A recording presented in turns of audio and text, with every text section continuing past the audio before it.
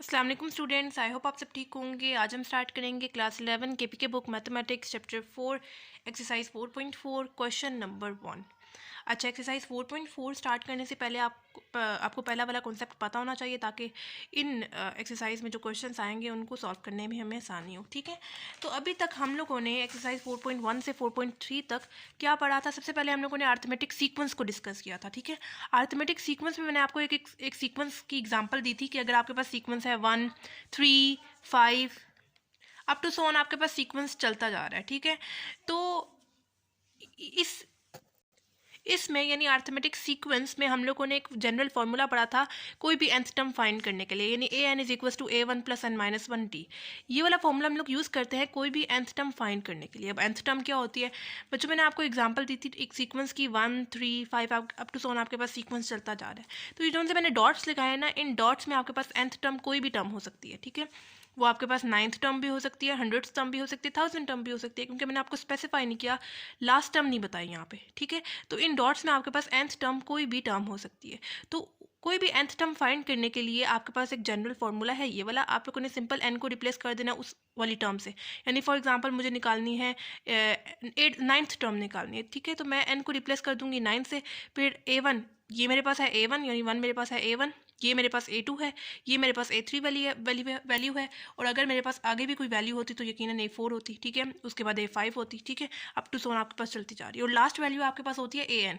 अगर last value for example मेरे पास है 100, तो लास्ट वैल्यू आपके पास होती है an। ठीक है, तो आप लोगों ने सिंपल उसकी जगह वैल्यू पुट करनी है। और ये डी क्या है, डी आपके पास है डिफरेंस कि 1 एंड 3 इनके दरमियान में कितना गैप है, 3 एंड 5 इनके दरमियान में कितना गैप है, कितना डिफरेंस है। ठीक है, तो डिफरेंस हम लोग कैसे निकालते हैं कि टू कंसेक्टिव नंबर यानी a1 एंड a2 उनको सब्ट्रैक्ट करके।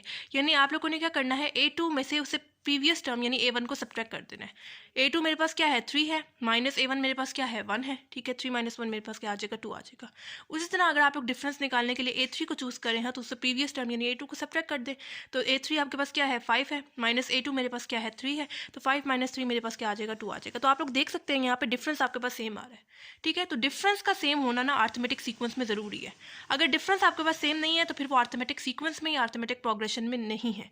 ठीक है, तो डिफरेंस का सेम होना ज़रूरी है अर्थमेटिक सीक्वेंस में होने के लिए। ठीक है, उसके बाद हम लोगों ने एक्सरसाइज 4.2 में अर्थमेटिक मीन को डिस्कस किया था। ठीक है, अर्थमेटिक मीन क्या है, अर्थमेटिक मीन आपके पास उसका एक फॉर्मूला है a+b/2। ठीक है, अच्छा, आपके पास अर्थमेटिक मीन के क्वेश्चंस आते थे जैसे एक्सरसाइज 4.2 में आपको क्वेश्चन दिया जाता था, दो नंबर दिए जाते थे। जैसे फॉर एग्जांपल आपके पास नंबर 2 दिए में 5 एंड 18, और बोला जाता था कि आप लोगों ने इनके दरमियान, इन दो नंबर्स के दरमियान में 3 अर्थमेटिक मीन्स को, 4 अर्थमेटिक मीन्स को इंसर्ट करना है। आपको नंबर भी दिया जाता था कि कितने अर्थमेटिक मीन्स को आप लोगों ने इंसर्ट करना है। फॉर एग्जाम्पल आपको क्वेश्चन में दिया हुआ है 5 एंड 18 दो नंबर है, उनके दरमियान में आप लोगों ने दो अर्थमेटिक मीन को इंसर्ट करना है, यानी a1 and a2। Arithmetic mean को हम लोग कैपिटल A से शो करते हैं। ठीक है, दो अर्थमेटिक मीन्स को इंसर्ट कर दिया। ठीक है, और फिर हम लोग इसके थ्रू जो है a1 कैपिटल A1 यानी arithmetic mean a1, arithmetic mean a2 की वैल्यू हम लोग निकालते थे। ठीक है, कैसे निकालते थे, पहले डिफरेंस निकाल लेते थे, उसके बाद हम लोगों ने इसी फॉर्मूले के थ्रू ये वाली वैल्यू निकाल लेते थे। ठीक है, उस एक्सरसाइज में हम लोगों ने ये वाला काम किया था। अर्थमेटिक मीन के जो क्वेश्चन थे ना उनमें हम लोगों ने ये वाला काम किया था। ठीक है, उसके बाद इसी एक्सरसाइज में एक्सरसाइज 4.4 में आपके पास ज्योमेट्रिक मीन के क्वेश्चन आएंगे, और एक्सरसाइज 4.6 में आपके पास हार्मोनिक मीन के क्वेश्चन आएंगे। ठीक है, तो तीनों means arithmetic mean, geometric mean and harmonic mean, तीनों मीन्स बहुत इंपॉर्टेंट है। तो इस टाइप के क्वेश्चन जो है ना मीन्स वाले वो इंपॉर्टेंट होते हैं। ठीक है, तो आप लोगों ने इन तीनों मीन्स की अच्छे से प्रैक्टिस करनी है। उसके बाद हम लोगों ने एक्सरसाइज 4.3 में अर्थमेटिक सीरीज को डिस्कस किया था। अर्थमेटिक सीक्वेंस में आपके पास कोमा दरमियान में यूज़ होता है, यानी 1, 3, 5 अप टू सो ऑन। ठीक है, लेकिन अर्थमेटिक सीरीज में आपके पास प्लस का साइन आ जाता है दरमियान में, यानी 1 + 3 + 5, ये आपके पास पूरी सीरीज बन जाती है। ठीक है, तो इन अर्थमेटिक सीरीज का सम निकालने के लिए हम लोगों ने दो फार्मूलाज पढ़े थे। ठीक है, एक ये वाला फार्मूला है Sn = n/2 a1 + an। ठीक है, और दूसरा हम लोगों ने पढ़ा था Sn = n/2 2a1 + n-1t। ये वाला फॉर्मूला हम लोग कब यूज़ करते हैं, जब हमारे पास first term and last term दोनों गिवन होती है। मैंने आपको स्टार्ट में बताया था कि लास्ट टर्म हमारे पास कौन सी है, कौन सी वाली होती है, an टर्म होती है। ठीक है, लास्ट टर्म फॉर एग्जाम्पल मेरे पास गिवन है 100। ठीक है, तो ये मेरे पास a1 टर्म है, ये a2 है, ये a3 है, और ये मेरे पास कौन सी टर्म है, an टर्म है। ठीक है, तो सिंपल आप लोगों ने इस वाले फॉर्मूले में वैल्यू पुट करनी है और आपके पास सम आ जाएगा। ठीक है, सम ऑफ सीरीज आ जाएगी। ठीक है, तो जब आपके पास लास्ट टर्म में गिवन होगी तब आप लोग ये वाला फॉर्मूला यूज़ करेंगे, लेकिन अगर आपके पास लास्ट टर्म नहीं गिवन तब आप लोग ये वाला फॉर्मूला यूज़ करेंगे। ठीक है, तो अभी तक हम लोग ने एक्सरसाइज 4.3 तक ये 3 कॉन्सेप्ट को लेके चले थे हम लोग। ठीक है, अब एक्सरसाइज 4.4 की बारी आती है। अच्छा, अर्थमेटिक सीरीज में भी ना आपके पास डिफरेंस निकालने का वही तरीका है जो आपके पास अर्थमेटिक सीक्वेंस में था। यानी डिफरेंस हम लोग कैसे निकालते थे, A2 में से प्रीवियस टर्म यानी A1 को सब्ट्रैक्ट करके, या अगर आप लोग A3 को चूज़ करें तो A3 में से प्रीवियस टर्म यानी A2 को सब्ट्रैक्ट करके आपके पास डिफरेंस सेम आता था। अर्थमेटिक सीरीज में भी आपके पास डिफरेंस का सेम होना ज़रूरी है, जिस तरह अर्थमेटिक सीक्वेंस में डिफरेंस का सेम होना ज़रूरी था। ठीक है, तो अर्थमेटिक सीरीज में एंड अर्थमेटिक सीक्वेंस में दोनों में डिफरेंस का सेम होना ज़रूरी है। अब एक्सरसाइज 4.4 में हमारे पास एक और सीक्वेंस आया है, ज्योमेट्रिक ज्योमेट्रिक सीक्वेंस। ठीक है, पहले ज्योमेट्रिक सीक्वेंस को डिस्कस करेंगे। अच्छा, ज्योमेट्रिक सीक्वेंस को समझने के लिए मैं आपको A1 A2 के थ्रू एग्जांपल दे रही हूँ। A1 आपके पास मतलब सीक्वेंस में बना रही हूँ, A1 A2 A3 A4 up to सोन। मैंने आपको बताया था लास्ट टर्म आपके पास कौन सी होती है, AN होती है। ठीक है, तो मैंने आपको ज्योमेट्रिक सीक्वेंस के लिए एग्जांपल दे रही हूँ कि आपके पास फर्स्ट टर्म है A1 A2 A3 A4 up to so on, last term आपके पास कौन सी होती है, AN टर्म होती है। ठीक है, जैसे आपके पास अर्थमेटिक सीक्वेंस में एंड अर्थमेटिक सीरीज में डिफरेंस मैटर करता था, उस तरह ज्योमेट्रिक सीक्वेंस में आपके पास डिफरेंस नहीं मैटर करता, इसमें आपके पास रेशो मैटर करती है। कि आप लोग यहाँ पे देखें, ये आपके पास जो सेकंड वैल्यू है उसमें से आपने उस प्रीवियस वाली वैल्यू को डिवाइड कर देना है। ठीक है, A2 अगर आप लोग चूज़ करें तो उसे प्रीवियस वाली वैल्यू यानी A1 को आप लोगों ने डिवाइड कर देना है। उसी तरह अगर आप लोग A3 को चूज़ कर रहे हैं तो उससे प्रीवियस वाली वैल्यू यानी A2 को आप लोगों ने डिवाइड कर देना है। उसी तरह अगर आप लोग A4 को चूज़ कर रहे हैं तो उससे प्रीवियस वाली वैल्यू यानी A3 को आप लोगों ने डिवाइड कर देना है। ठीक है, ठीक है, तो जब आपके पास इसकी मतलब कि रेशो सेम आएगी ना तो फिर वो आपके पास ज्योमेट्रिक सीक्वेंस में होगा। ठीक है, जैसे आपके पास अर्थमेटिक सीक्वेंस में एंड अर्थमेटिक सीरीज में अगर डिफरेंस सेम होता था तभी वो अर्थमेटिक सीक्वेंस में या अर्थमेटिक सीरीज में होता था। ठीक है, लेकिन ज्योमेट्रिक सीक्वेंस में आपके पास डिफरेंस नहीं मैटर करता, इधर आपके पास रेशो मैटर करती है कि अगर आप लोग यहाँ पे A2 को चूज़ करें हैं तो उसे प्रीवियस नंबर यानी A1 को आप लोगों को डिवाइड करना पड़ेगा। अगर आप लोग यहाँ पे A3 को चूज़ करें तो उसे प्रीवियस नंबर यानी A2 को डिवाइड करना पड़ेगा। आपके पास रेशो तब सेम आनी चाहिए। ठीक है, उसी तरह अगर आप लोग A4 को चूज़ कर रहे हैं तो उसे प्रीवियस नंबर यानी A3 को आपको डिवाइड करना पड़ेगा, तभी आपके पास रेशो सेम आएगी। ठीक है, मतलब मैं अगर आपको एग्जांपल दूं, मेरे पास है सीक्वेंस 3 6 12 24 अप टू सोन मेरे पास चलता जा रहा है सीक्वेंस।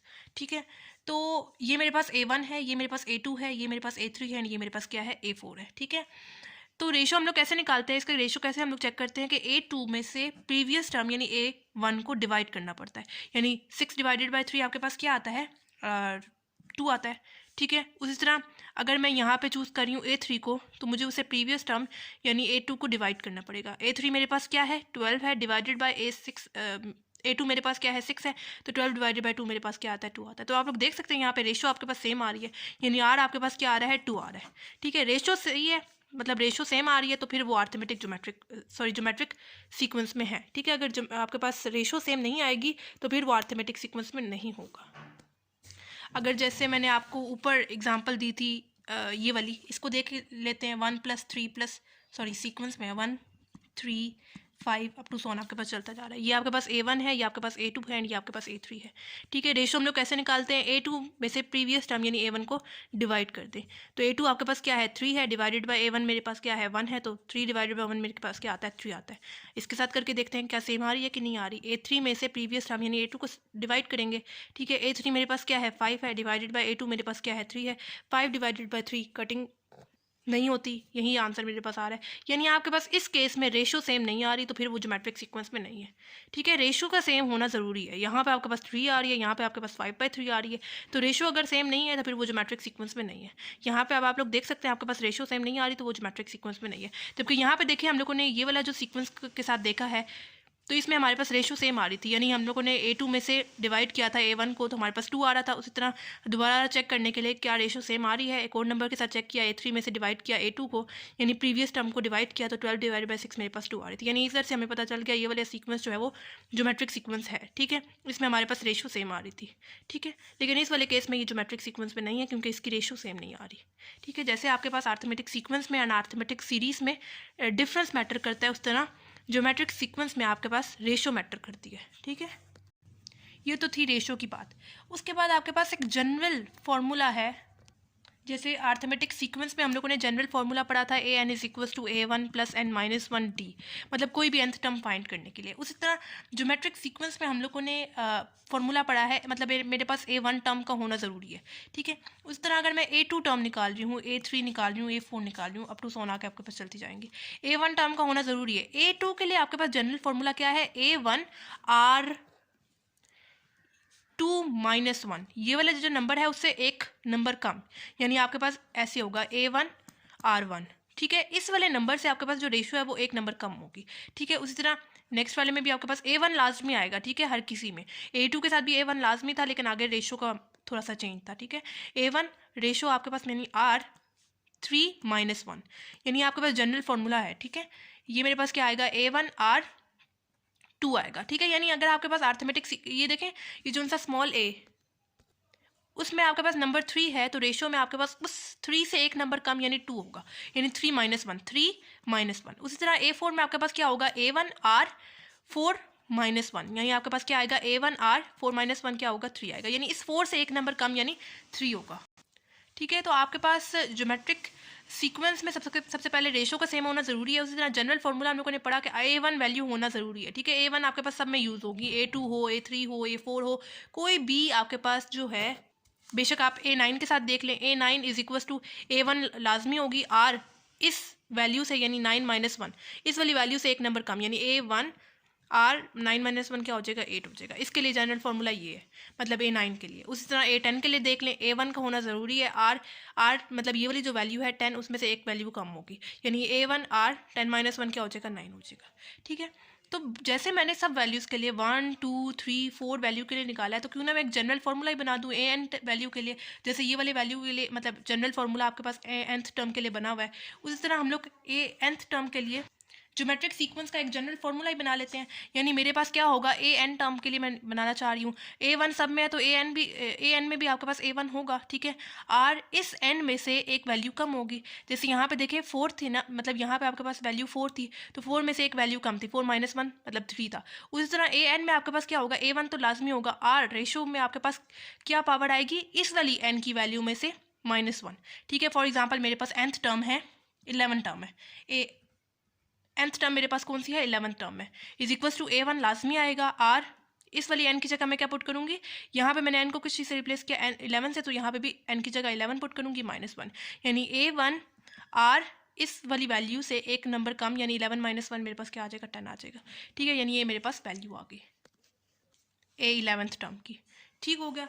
तो अभी के लिए इतना था ज्योमेट्रिक सीक्वेंस का कॉन्सेप्ट, ठीक है। दोबारा से समझ लेते हैं ज्योमेट्रिक सीक्वेंस को। ज्योमेट्रिक सीक्वेंस में आपके पास रेशो का सेम होना ज़रूरी है। मैंने आपको एग्जांपल दी A one, A two, A three and A four से, अप टू सोन आपके पास लास्ट टर्म होती है ए एन, ठीक है। ए टू में से आप लोगों को उससे प्रीवियस टर्म यानी ए वन को डिवाइड करना पड़ेगा, तभी आपके पास रेशो आएगी। उसी तरह ए थ्री को अगर आप लोग चूज़ करें तो उससे प्रीवियस टर्म यानी ए टू को डिवाइड करना पड़ेगा। ए फोर को अगर आप लोग चूज़ करें तो उससे प्रीवियस टर्म यानी ए थ्री को डिवाइड करना पड़ेगा, ठीक है। एग्जाम्पल मैंने आपको दी कि आपके पास फॉर एग्जाम्पल है सीक्वेंस 3, 6, 12, 24। रेशो हम लोग कैसे निकालेंगे, ए टू में से प्रीवियस टर्म यानी एथ वन को डिवाइड करना पड़ेगा, 6 डिवाइडेड बाई 3 आपके पास क्या आता है, रेशो 2 आती है। चेक करने के लिए कि क्या आगे वाली वैल्यूज़ की भी रेशो सेम आ रही है कि नहीं आ रही। फिर मैंने आपको एग्जांपल दी कि अगर आप लोग यहाँ पे ए थ्री को चूज़ करते हैं तो ए थ्री में से प्रीवियस टर्म यानी ए टू को डिवाइड कर लें, तो 12 डिवाइडेड बाई 2 आपके पास क्या आता है, 2 आता है। तो रेशो यहाँ पे भी 2 आ रही है, यानी आपके पास रेशो जो है यहाँ पे ठीक आ रही है, यानी 2 आ रही है, ठीक है। तो ये आपके पास ज्योमेट्रिक सीक्वेंस में है। उसी तरह मैंने आपको जैसे ऊपर जो है 1, 3, 5 ये वाला सीक्वेंस दिया था, उस सीक्वेंस के साथ मैंने आपको करके दिखाया, तो वहाँ पे आपके पास रेशो सेम नहीं आ रही थी, यानी वो अर्थमेटिक सीक्वेंस में नहीं है। ये वाला जो सीक्वेंस है ना 1, 3, 5, ये ज्योमेट्रिक सीक्वेंस में नहीं है, क्योंकि यहाँ पे इनकी रेशो सेम नहीं आ रही थी, ठीक है। तो रेशो का सेम होना ज्योमेट्रिक सीक्वेंस में ज़रूरी है। फिर मैंने आपको बताया कि जैसे हम लोगों ने अर्थमेटिक सीक्वेंस में एक जनरल टर्म के साथ फॉर्मूला लिखा था, उसी तरह हम लोग ज्योमेट्रिक सीक्वेंस में भी एक जनरल फार्मूला बना लेते हैं। तो वो मैंने कैसे बनाया, मैंने आपको बताया स्टार्ट में कि आपके पास ए वन टर्म का होना ज़रूरी है। अगर आपके पास नहीं है तो फिर पहले आपको क्वेश्चन में, अगर आपको ए वन टर्म नहीं गिवन तो आप लोगों को पहले ए वन टर्म निकालनी है, ठीक है। ए वन है, A two, A three and A four के साथ मैंने आपको एग्जाम्पल दी। ए वन आर, अगर यहाँ पे आपके पास 2 है तो उससे एक नंबर कम होगा आपके पास रेशो में, यानी 2 माइनस वन। उसी तरह अगर आपके पास 3 है तो ए वन तो लास्ट में होगा आर 3 माइनस वन मेरे पास क्या हो जाएगा, 2 आ जाएगा, यानी इस वाली वैल्यू से एक नंबर कम, बस इतना याद रख लें। ए वन आपके पास लाजमी होगा, आर यहाँ पे कौन सा नंबर है, 4 माइनस वन, 4 में से एक नंबर कम होगा, यानी ए वन आर थ्री आपके पास ए फोर की का जनरल फॉर्मूला है। उसी तरह हम लोग क्यों ना एक जनरल फार्मूला ही बना लेते हैं कि ए nth टर्म के लिए, जैसे हम लोगों ने ये वाला फार्मूला बनाया था, A n is equal to A1 plus n-1 d arithmetic sequence में कोई भी nth टर्म फाइंड करने के लिए। ठीक है, तो मैंने ज्योमेट्रिक सीक्वेंस में एक जनरल फार्मूला बनाया इसको देखते हुए कि मेरे पास ए एन टर्म किस चीज़ के इक्वल होगी। जैसे A1 सब में आ रहा है तो ए nth टर्म में भी आपके पास A1 लाजमी आएगा। आर बाकियों में देखें, यहाँ पे अगर मेरे पास 4 था तो उसमें से हम लोग -1 करते थे। उसी तरह ए nth टर्म में मेरे पास रेशो में n-1 आएगा। ठीक है, यानी ये वाली वैल्यू से एक नंबर कम। एग्जांपल मैंने दी कि अगर आपके पास nth टर्म 11th टर्म है तो n को रिप्लेस करेंगे 11 से। ठीक है, A1 लाजमी आएगा। r इस वाले 11 टर्म में से एक नंबर सब्ट्रैक्ट करना है। ठीक है, यानी A1 r 11 - 1 मेरे पास क्या आ जाएगा, 10 आ जाएगा। ठीक हो गया। आई होप आप लोगों को समझ आ गया होगा। अभी हम लोग क्वेश्चंस को सॉल्व करते हैं, फिर आपको मज़ीद अच्छे से समझ में आ जाएगा। ठीक है, क्वेश्चन नंबर 1 है हमारे पास, right the first 5 term of a geometric sequence given that first part आपके पास है A1 is equal to 5 and R यानी रेशो आपको दी हुई है 3। ठीक है, यानी हमें यहाँ पे फर्स्ट 5 टर्म का ज्योमेट्रिक सीक्वेंस फाइंड करना है, यानी A1 A2 A3 A4 A5। ठीक हो गया, यानी A1 तो हमें गिवन है, यानी क्या है 5 है। मैंने आपको बताया था कि A1 का होना ज़रूरी है क्योंकि सब में A1 आपके पास यूज़ होगा। जनरल फार्मूला क्या है आपके पास ज्योमेट्रिक सीक्वेंस का, AN is equal to A1 R n-1। ठीक है, ये फार्मूला है ना।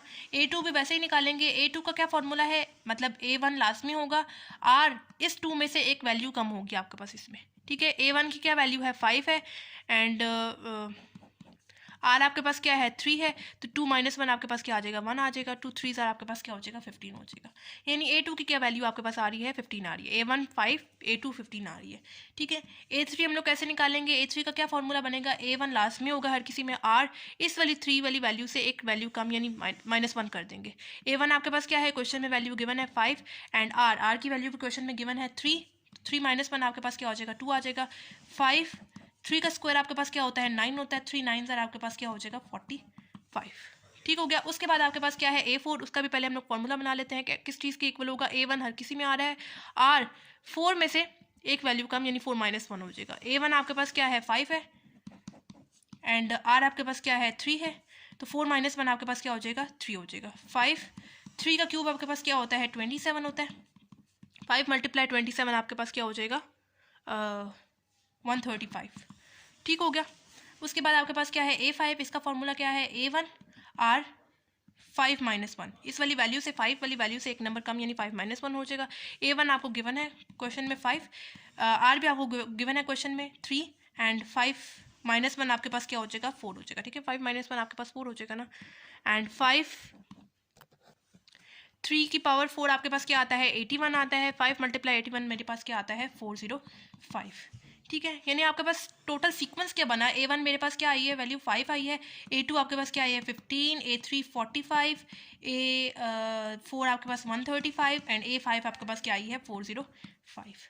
ठीक हो गया, ये हम लोगों ने पहली 5 वैल्यू का ज्योमेट्रिक सीक्वेंस निकाल लिया है। ठीक है, जैसे फर्स्ट पार्ट सॉल्व किया है बाकी पार्ट्स को भी वैसे ही सॉल्व करेंगे जी। सेकंड पार्ट है A1 is equal to 8, R is equal to -1/2। इस वाले पार्ट में भी हम लोगों ने वही काम करना है, पहले 5 जो टर्म्स हैं उनका ज्योमेट्रिक सीक्वेंस निकालना है। यानी मेरे पास बनेगा A1 A2 A3 A4 A5, पहली 5 टर्म्स यही है ना A1 A2 A3 A4 A5। ठीक है, इनका मुझे ज्योमेट्रिक सीक्वेंस निकालना है। तो A1 टर्म तो मुझे क्वेश्चन में गिवन है 8 है।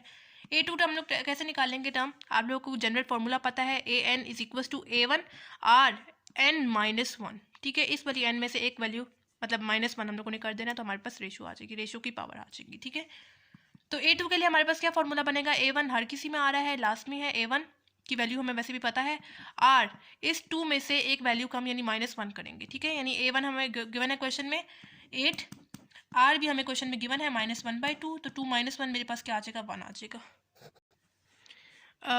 8 × -1/2 आपके पास क्या आता है -8/2, तो -8/2 आपके पास क्या आता है -4, यानी A2 का आंसर आपके पास क्या आ गया -4 आ गया। ठीक है, उसी तरह बारी है A3 की। A3 कैसे निकालेंगे, क्या फॉर्मूला बनेगा A1 R 3 में से एक वैल्यू कम यानी -1 करेंगे। A1 आपको क्वेश्चन में गिवन है 8, R की वैल्यू क्वेश्चन में गिवन है -1/2। ठीक है, एंड पावर आपके पास यहाँ पे देखे 3 - 1 क्या हो जाएगा 2 हो जाएगा। ठीक है, ये वाला 8 एज इट इज़ आ जाएगा। -1/2 का होल स्क्वायर आपके पास क्या आता है 1/4 आता है। ठीक है, तो 8 मल्टीप्लाई 1/4 आपके पास क्या हो जाएगा 8/4 एंड कटिंग होके आपके पास क्या आता है 2 आता है। ठीक है, ये थोड़ा सा नीचे कर रही हूँ, यहाँ पे गन बन जाएगा। ठीक है, A4 कैसे, फॉर्मूला A1 R इस वाली वैल्यू से यानी 4 - 1 कर रही हूँ। ठीक है, A1 वाली वैल्यू हमें क्वेश्चन में गिवन है 8, R भी हमें गिवन है -1/2 एंड 4 - 1 मेरे पास क्या आ जाएगा 3 आ जाएगा। ठीक है, 8 - 1/2 होल पावर क्यूब क्या आता है, -1/2 होल पावर क्यूब आपके पास आता है -1/8। ठीक है, ये 8 मल्टीप्लाई फॉर्म में, ये डिवाइड फॉर्म में आपस में कैंसिल आउट होकर आपके पास सिंपल क्या आंसर आ गया -1, यानी A4 का आपके पास आंसर क्या आ गया -1 आ गया। अब लास्ट रह गया A5 इज इक्वल टू क्या फॉर्मूला है A1 R इस 5 में से एक वैल्यू कम यानी -1 आ जाएगा। A1 हमें क्वेश्चन में गिवन है 8, R भी हमें गिवन है क्वेश्चन में -1/2 एंड 5 - 1 मेरे पास क्या हो जाएगा 4 हो जाएगा। 8 -1/2 होल पावर 4 आपके पास क्या आता है 1/16। अच्छा, ये नेगेटिव साइन आपको पता है कि अगर आपके पास पावर इवन हो तो आपके पास नेगेटिव साइन जो है वो ख़त्म हो जाता है। इवन क्या मतलब, ऐसे नंबर्स जो 2 के टेबल में जाते हैं। अब देखें 4 आपके पास 2 के टेबल में जाता है ना, तो आपके पास ये नेगेटिव साइन ख़त्म हो जाएगा। लेकिन अगर आपके पास पावर ऑड हो, ऑड ऐसे नंबर्स जो 2 के टेबल में नहीं जाते, जैसे 1 3 5 7, ठीक है, तो आपके पास नेगेटिव साइन रहेगा। ये देख सकते हैं आप लोग, यहाँ पे नेगेटिव साइन था, आगे रहा, लेकिन यहाँ पे देखिए -1/2 पावर आपके पास इवन है तो नेगेटिव साइन खत्म हो गया। ठीक है, अब यहाँ पे बेशक कटिंग कर दें, 8 1s एंड 8 2s 16, यानी 1/2 आपके पास A5 का आंसर आ गया। यानी ये आपके पास A1 की वैल्यू क्या आई थी, क्वेश्चन में भी गिवन थी 8, दूसरी वैल्यू यानी A2 की क्या आई थी -4, तीसरी यानी A3 की क्या आई थी 2 आई थी, चौथी यानी -1 आई थी एंड A5 की आपके पास वैल्यू क्या आई थी 1/2। ठीक है, यानी आपके पास ये वाला सीक्वेंस बन गया है। पार्ट नंबर 3 है A1 is equal to -9/16, R is equal to -2/3। इसमें भी हमें फर्स्ट 5 टर्म्स का ज्योमेट्रिक सीक्वेंस निकालना है, यानी A1 A2 A3 A4 and A5 terms का। ठीक है, A1 आपको गिवन है क्या है -9/16। ठीक है, A2 हम लोग को निकालना है, जनरल फार्मूला आपके पास क्या है AN is equal to A1 R n -1। ठीक है, A2 के लिए क्या है A1 एज इट इज़ आएगा, R इस 2 में से एक वैल्यू कम यानी 2 - 1 हो जाएगा। A1 आपको गिवन है क्वेश्चन में -9/16। ठीक है, R भी आपको क्वेश्चन में गिवन है -2/3 एंड 2 - 1 आपके पास क्या हो जाएगा 1 हो जाएगा। डायरेक्ट वैल्यू कैलकुलेटर से निकालते जाएँ और लिखते जाएँ। -9/16 मल्टीप्लाई -2/3 आपके पास क्या आता है 3/8। ठीक है, यानी A2 का आंसर आपके पास क्या आ गया 3/8। A3 कैसे वैल्यू निकालेंगे, फॉर्मूला आपके सामने लिखा हुआ है, यानी A1 R इस 3 में से एक वैल्यू कम यानी 3 - 1 हो जाएगा। तो A1 आपके पास क्या है क्वेश्चन में गिवन है -9/16, R आपके पास गिवन है -2/3 एंड 3 - 1 मेरे पास क्या हो जाएगा 2 हो जाएगा। ठीक है, ये वाला -9/16 फिलहाल एज इट इज आ जाए। पहले इसका स्क्वायर निकाल लेते हैं। -2/3 का स्क्वायर आपके पास क्या होता है 4/9। ठीक है, अब यहाँ पे आप लोग बेशक इसको मल्टीप्लाई कर दें, -9/16 मल्टीप्लाई 4/9 तो आपके पास आता है -1/4, यानी A3 का आंसर आपके पास क्या आ गया -1/4। उसी तरह A4 निकालेंगे, जनरल फॉर्म आपके सामने लिखा हुआ है, यानी A1 R 4 - 1 हो जाएगा। ठीक है, A1 आपको गिवन है -9/16, R भी आपको गिवन है -2/3, होल पावर आपके पास क्या आएगी 4 - 1 क्या हो जाएगी 3 हो जाएगी एंड -9/16 हो जाएगा। ठीक है, एंड -2/3 होल पावर क्यूब आपके पास क्या होता है -2 का क्यूब आपके पास होता है -8 डिवाइडेड बाय 3 का क्यूब आपके पास क्या होता है 27। ठीक है, अब बेशक यहाँ पे आप लोग इसको मल्टीप्लाई कर लें, तो इनको मल्टीप्लाई करके मेरे पास क्या आता है 1/6, यानी A4 का आंसर मेरे पास क्या आ गया 1/6 आ गया। अब आ रही है A5 की, A5 भी जनरल फॉर्मूला आपके सामने लिखा हुआ है A1 R 5 - 1। ठीक है, इसमें से एक वैल्यू कम, यानी A1 आपको गिवन है क्वेश्चन में -9/16। ठीक है, R भी आपको क्वेश्चन में गिवन है -2/3, 5 - 1 आपके पास क्या हो जाएगा 4 हो जाएगा। -9/16 एज इट इज़ लिखा है, -2/3 होल पावर 4 क्या आता है 16/81। ठीक है, अब यहाँ पे आप लोग मल्टीप्लाई कर लें, -9/16 मल्टीप्लाई 16/81 क्या आता है आपके पास आता है -1/9। ठीक है, अभी जो जितनी भी वैल्यूज़ आ रही हैं आपके पास A1 की value A3 A2 A3 A4 A5 इनका सीक्वेंस बना लें। A1 आपके पास है -9/16, A2 है 3/8, A3 है आपके पास -1/4, A4 है 1/6 एंड A5 है -1/9। ठीक हो गया, ये आपके पास पहली 5 वैल्यूज़ का ज्योमेट्रिक सीक्वेंस है। फोर्थ पार्ट है, ठीक है, इसमें भी हमें A1 गिवन है और R भी गिवन है। जनरल फार्मूला क्या है हमारे पास AN is equal to A1 R n -1। ठीक है, हमें इस वाले पार्ट में भी पहली 4 टर्म्स का ज्योमेट्रिक सीक्वेंस निकालना है, यानी A1, A2, A3, A4 and A5 का ज्योमेट्रिक सीक्वेंस निकालना है। ठीक है, A1 टर्म हमें गिवन है x/y। ठीक है, A2 हमें निकालना है। A2 का मतलब जनरल फॉर्मूला आपके सामने लिखा हुआ है, किस चीज़ के इक्वल होगा, A1 R 2 - 1 के इक्वल। A1 आपको गिवन है x/y, ठीक है, R आपको गिवन है -y/x, और 2 - 1 आपके पास क्या हो जाएगा, 1 हो जाएगा। ठीक है, ये वाला x इस वाले x से कैंसिल आउट हो गया, ये वाला y इस वाले y से कैंसिल आउट हो गया, पीछे आपके पास सिंपल क्या रह गया, -1। ठीक है, A3 इसका क्या फार्मूला है, A1 R 3 - 1। ठीक है, 3 में से 1 माइनस करेंगे। ठीक है, A1 आपको गिवन है x/y एंड R आपको गिवन है -y/x।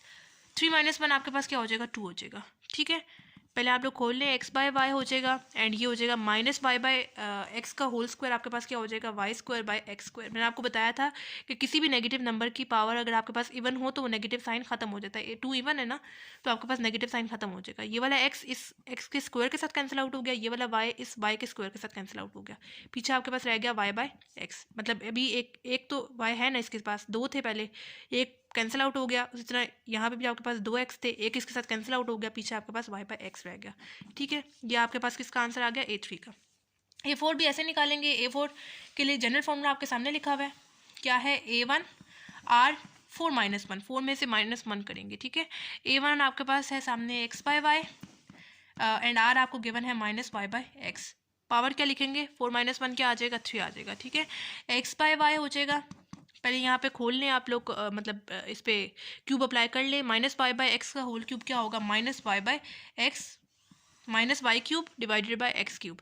मैंने आपको बताया था किसी भी नेगेटिव नंबर की पावर अगर आपके पास ऑड होगी तो वो नेगेटिव साइन आपके पास रहता है। ठीक है, ये वाला जो x है वो इस पावर के साथ कैंसिल आउट हो जाएगा, ये वाला जो y है वो इस पावर के साथ कैंसिल आउट हो जाएगा, पीछे आपके पास क्या रह जाएगा, -y² डिवाइडेड बाय x²। एक कैंसिल आउट हो गए, बाकी आपके पास 2 रह गए, 2 y रह गए, 2 x रह गए। ठीक है, -y² डिवाइडेड बाय x²। ठीक हो गया।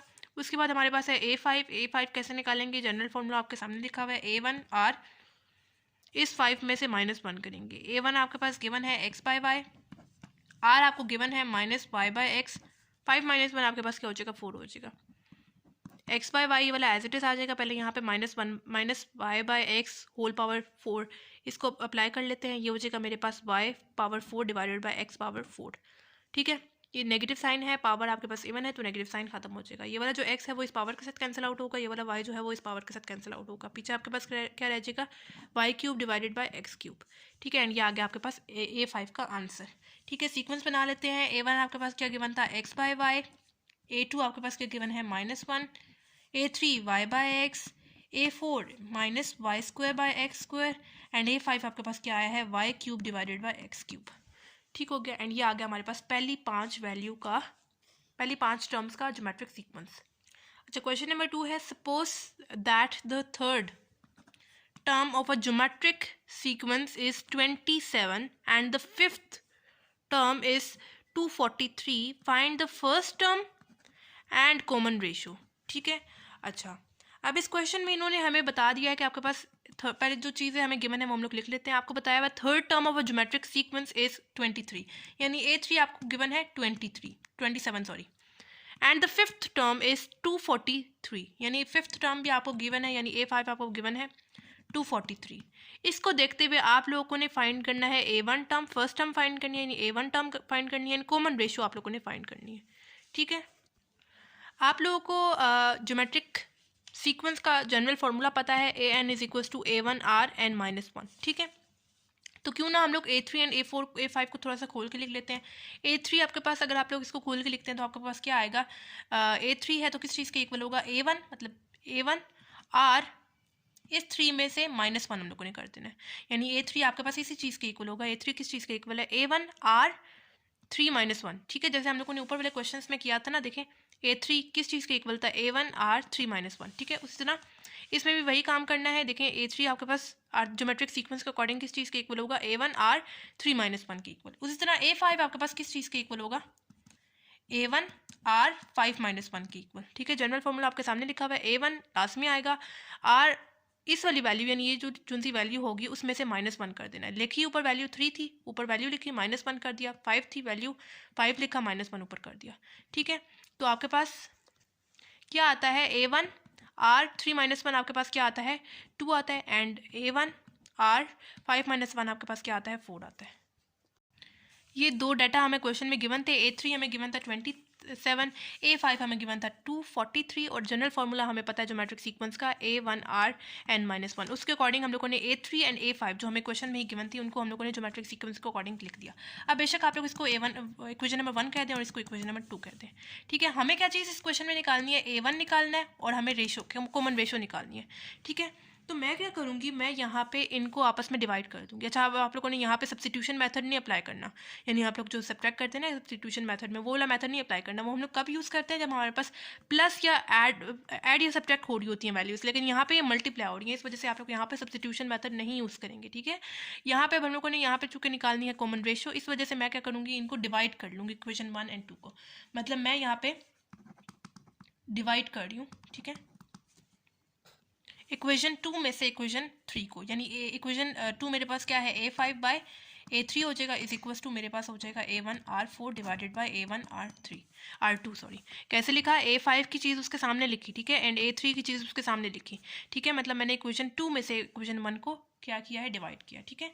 मतलब इसकी जो इसका जो मतलब फॉर्म थी ना, जनरल फॉर्म ज्योमेट्रिक सीक्वेंस में जो इसकी फॉर्म थी, यानी A5 किस चीज़ की इक्वल था, A1R4 में मैंने उसके सामने लिखी। उसी तरह यहाँ पे भी A3 जो थी उसकी जो फॉर्म थी A1R2 उसके सामने बिल्कुल लिखा है, ठीक है। तो अब यहाँ पे A5 एंड A3 की जो हमें क्वेश्चन में वैल्यू गिवन थी वो हम लोग पुट कर देते हैं। A5 हमें क्वेश्चन में गिवन था 243 डिवाइडेड बाय A3 हमें क्वेश्चन में गिवन था 27 is equal to A1R4 divided by A1R2। जो चीज़ यहाँ से कैंसिल आउट हो सकती है आप लोग कैंसिल आउट कर दें, A1 को कैंसिल आउट कर दें। ये वाला जो 2 है पावर R की पावर जो 2 है वो इस वाले 2 के साथ कैंसिल आउट हो जाएंगी, लेकिन यहाँ पे खत्म हो गया, लेकिन यहाँ पे आपके पास R की पावर अभी भी 2 है, ठीक है। अब आप लोग बेशक कर लें इसको क्रॉस मल्टीप्लाई, यहाँ पे तो सब कुछ खत्म हो गया, ये सिंपल रह जाएगा 243 इज इक्वल टू यहाँ पे मेरे पास अभी भी R की पावर 2 है एंड ये हो जाएगा 27, ठीक है। 27 यहाँ पे देखें मल्टीप्लाई हो रहा है, जब दूसरी तरफ जाएगा लेफ्ट तरफ जाएगा तो क्या हो जाएगा, डिवाइड हो जाएगा, यानी ऐसे इज इक्वल टू R², ठीक है। या बिल्कुल वैसे ही रहने देते, ठीक है। 243 डिवाइडेड बाई 27 आपके पास क्या आता है, 243 डिवाइडेड बाई 27 मेरे पास आता है 9 इज इक्वल टू R²। अब यहाँ पे देखिए स्क्वायर यूज हो रहा है जो कि मुझे नहीं चाहिए, तो मैं क्या करूँगी, मैं कर रही हूँ taking under root on both side, under root ले रही हूँ, ठीक है। स्क्वायर खत्म करने के लिए हम लोग अंडर रूट लेते हैं, उस तरह अंडर रूट खत्म करने के लिए हम लोग स्क्वायर लेते हैं और दोनों तरफ लेना पड़ता है। इस तरफ भी plus minus under root apply करूँगी और इस तरफ भी मैं अंडर रूट अप्लाई करूँगी। ये वाला जो स्क्वायर है वो तो अंडर रूट से कैंसिल आउट हो जाएगा, जबकि अंडर रूट 3 आपके पास, सॉरी अंडर रूट 9 आपके पास क्या आता है 3 आता है, यानी R का आंसर आपके पास क्या आ गया, +-3 आ गया, ठीक हो गया।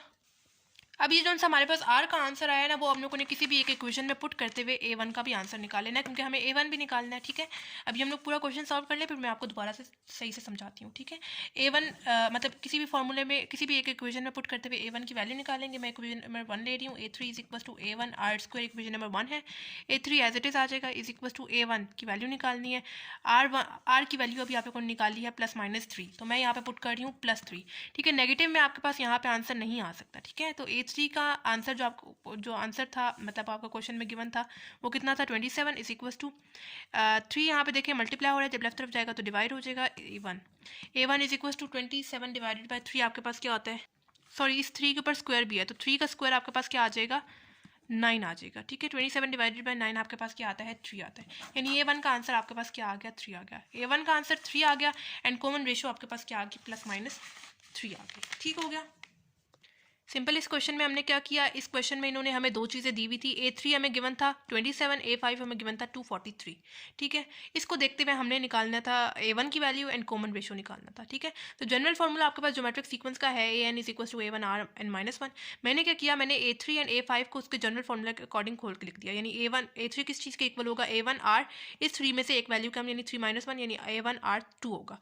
उसी तरह A5 आपके पास किस चीज़ के इक्वल होगा, A1 R, इस 5 में से एक वैल्यू कम, यानी 5-1 A4 R4 होगा, ठीक है।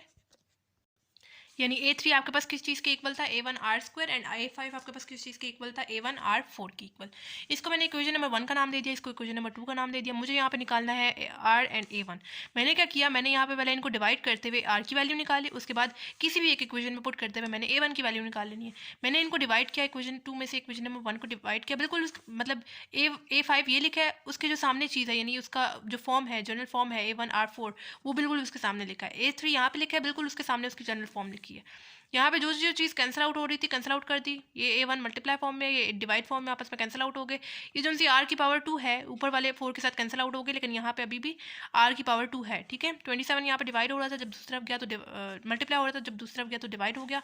एंड यहाँ पे देखें R के ऊपर स्क्वायर यूज़ हो रहा है, जो कि मुझे नहीं चाहिए, तो मैंने अंडर रूट लिया, दोनों तरफ लिया, प्लस माइनस अंडर रूट 9 आपके पास क्या आ गया, +-3, यानी R का आंसर आपके पास 2 आंसर आ गए +-3।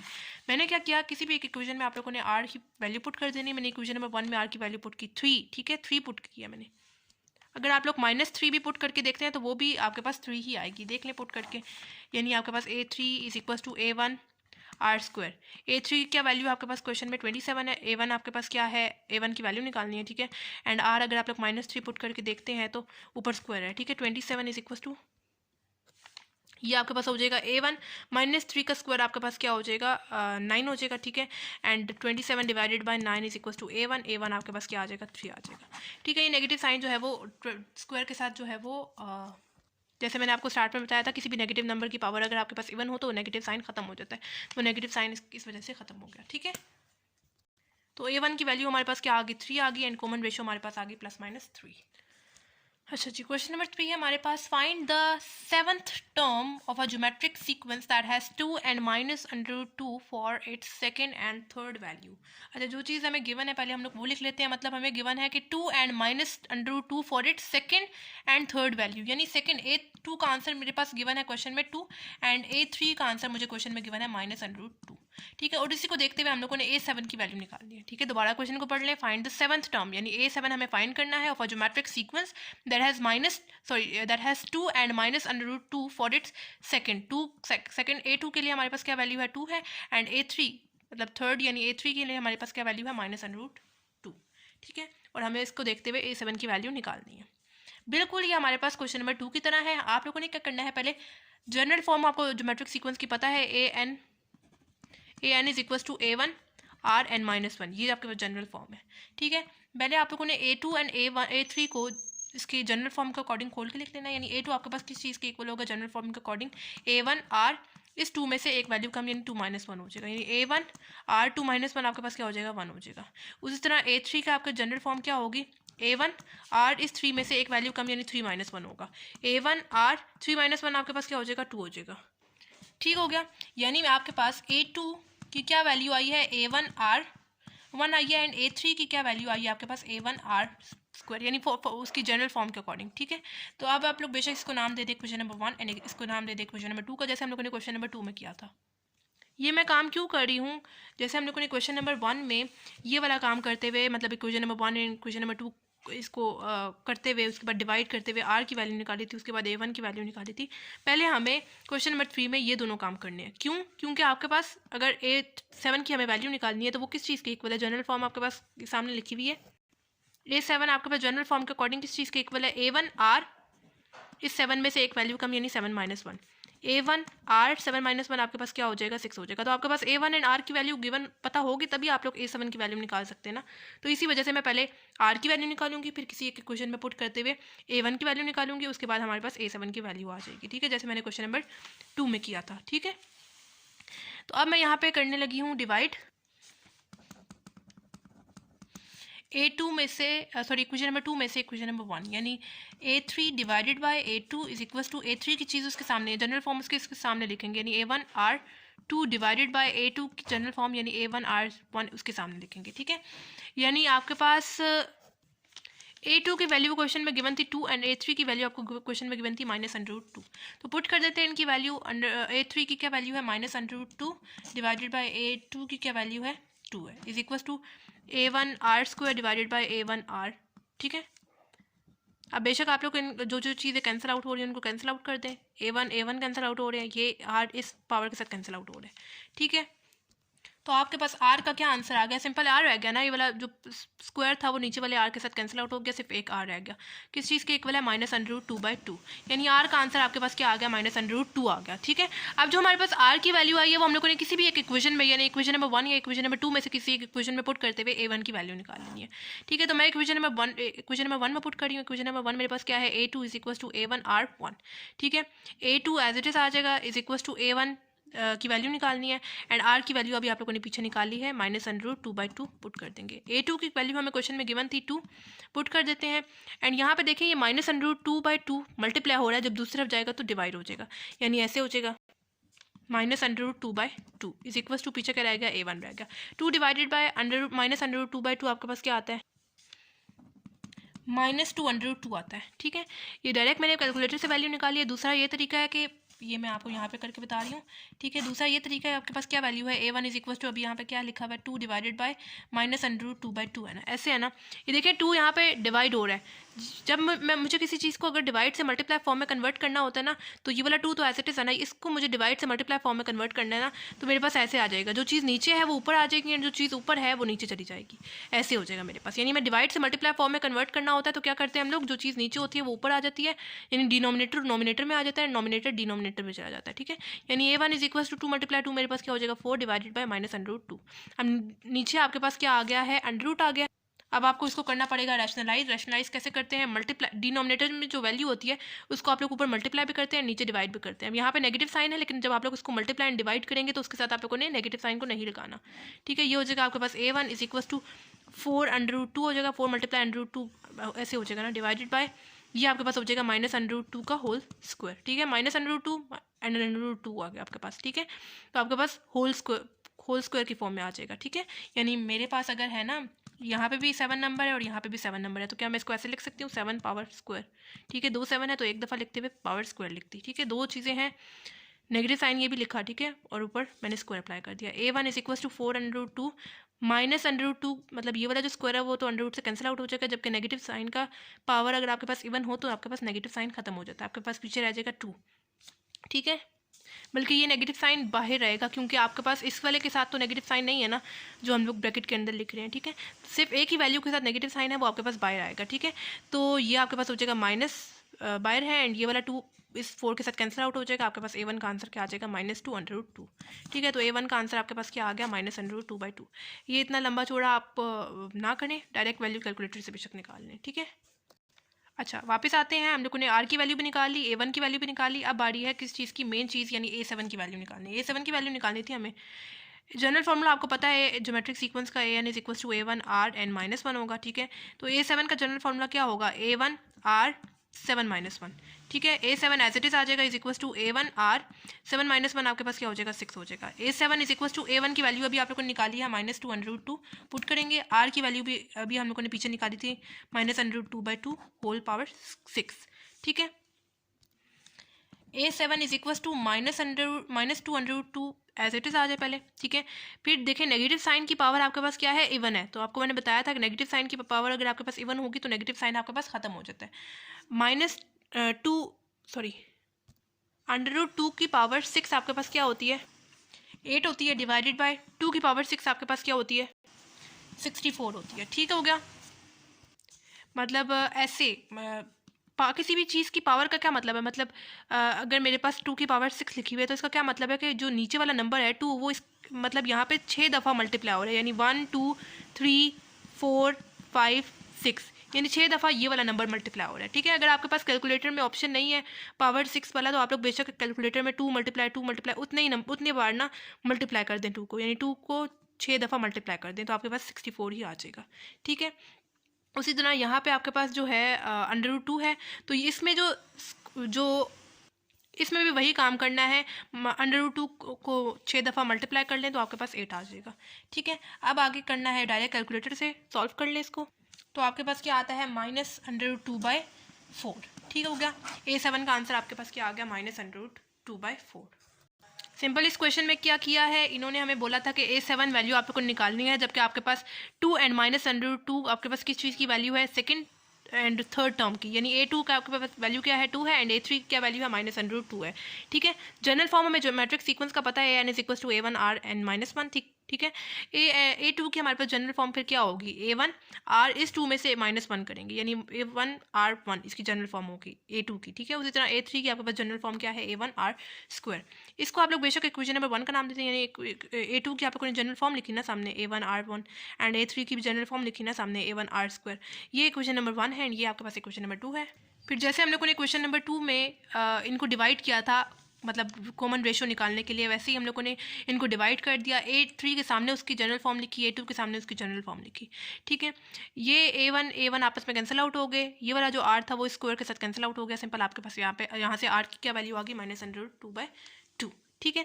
फिर हम लोगों ने किसी भी एक इक्वेशन में पुट करते हुए, इक्वेशन नंबर 1 या इक्वेशन नंबर 2 में पुट करते हुए R की वैल्यू A1 निकाल लेना है, ठीक है, जो कि हमारे पास क्या आ रहा था, -2√2, ठीक है। फिर इसको देखते हुए हम लोगों ने जो है वो मेन चीज़ जो A7 उसकी वैल्यू निकालनी है। A7 की जनरल फॉर्म क्या लिखी, A1 R6, ठीक है। A1 की वैल्यू पुट की, R की वैल्यू पुट की, पावर 6 थी आपके पास, वो आपको मैंने बताया कैसे सॉल्व करते हैं, और आपके पास A7 की वैल्यू क्या आ गई, -√2/4।